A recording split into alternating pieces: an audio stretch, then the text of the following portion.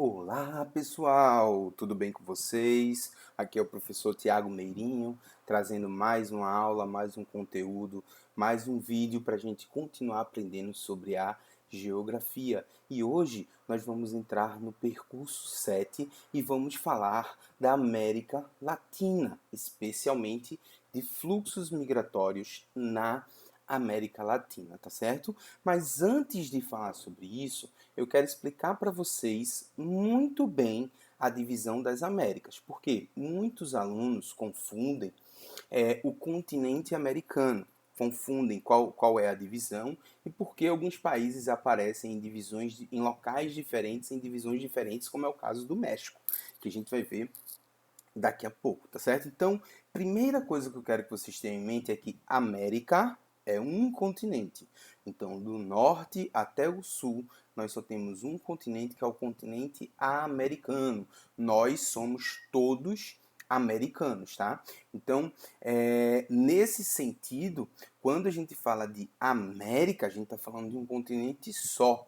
Por isso que muita gente critica o fato dos estadunidenses se auto-intitularem americanos. Eles são norte-americanos e porque eles estão na América do Norte, são dos Estados Unidos da América, mas o jeito certo de chamá-los, o gentílico certo é é estadunidense e não americano, tá certo? Todos nós somos americanos. Mas a América, por ser um continente muito grande, todos os continentes, na verdade, ele tem subdivisões. E a América não se diferencia. Só que nós temos dois tipos de subdivisões. Essa que está na direita é a divisão geográfica. Ela é baseada em quê? Ela é baseada na história geológica, geográfica destes continentes. Lembram que a gente estudou a Pangeia?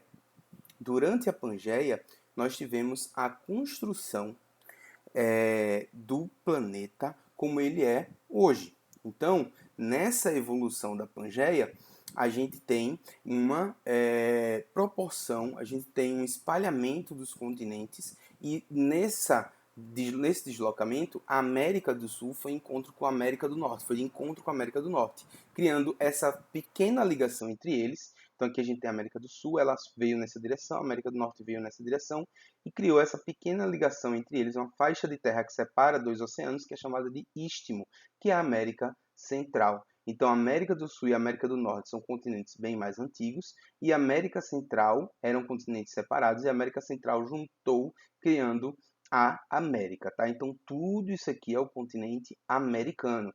Nós, brasileiros, estamos aqui na América do Sul. Temos a América Central e aqui a América do Norte, que é composta por apenas três países: México, Estados Unidos e Canadá, tá certo? Então, o México, ele é da América do Norte no sentido geográfico. Aqui do lado esquerdo, nós temos a divisão socioeconômica, a divisão linguística, que é América anglo-saxônica e América latina. Então é por isso que se diz que nós somos latino-americanos, tá certo? Que divisão é essa? Ela tem uma base na nossa linguística, tá certo?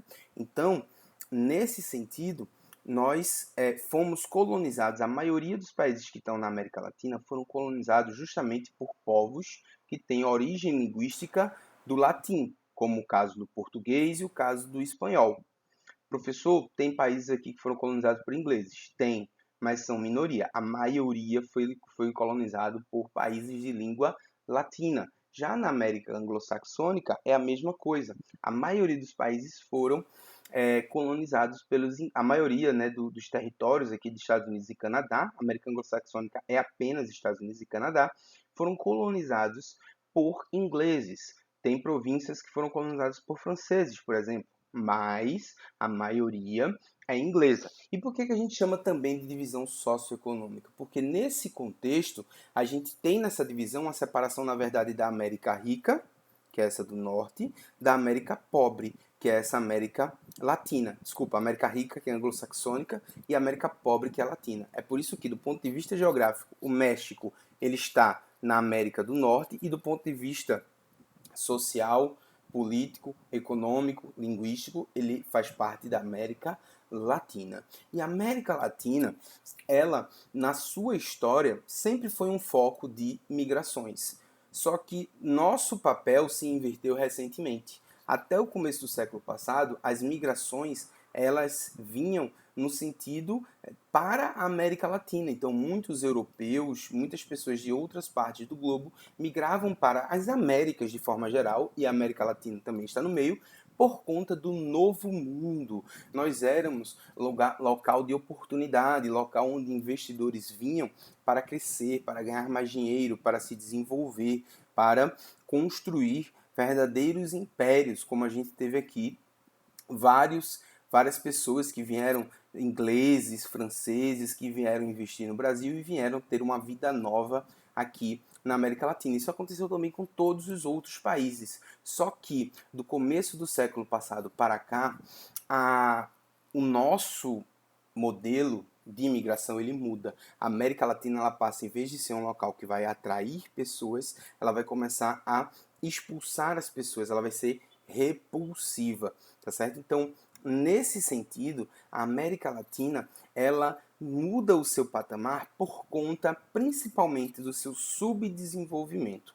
A América Latina hoje é um dos locais menos desenvolvidos no mundo. Nós temos vários países com IDH baixo, com esse desenvolvimento baixo. Nós ficamos à frente apenas aí da África, como se a gente fosse considerar a América Latina um continente, nós ficaríamos à frente da África e de algumas porções da Ásia, dependendo da porção que a gente escolhesse. Então aqui nós temos problemas muito sérios ligados à pobreza, a países que têm muitas desigualdades sociais, como é o caso do Brasil, como é o caso do México, como é o caso até de certa forma da Argentina, e por isso, isso é um dos fatores que faz com que nós tenhamos migrações saindo da América Latina, ou seja, emigrações, pessoas que saem em direção tanto para a Europa como em direção para a América anglo-saxônica em busca de uma vida melhor, em busca de um local mais desenvolvido, em busca de ter uma melhor qualidade de vida. Tem outro problema que também causa migrações aqui na América Latina, e essas migrações muitas vezes elas podem ser até internas, tá? No nosso histórico, desde o começo de 1900 para cá, nós tivemos vários regimes e várias ditaduras militares acontecendo nos nossos países. Então nós tivemos ditaduras na Argentina, no Brasil, nós tivemos na Nicarágua, nós tivemos na Bolívia. Vários dos nossos países latino-americanos foram comandados por regimes autoritários, regimes que perseguiam a oposição, então muita gente deixou a América Latina também fugindo de perseguição política. E para completar todo esse sistema que acaba expulsando as pessoas, reprimindo as pessoas, nós também temos aqui na América Latina fatores ligados à violência, à produção e o tráfico de drogas. Nós somos uma das principais fontes de várias drogas e a principal fonte da cocaína, que é uma droga muito cara, muito rentável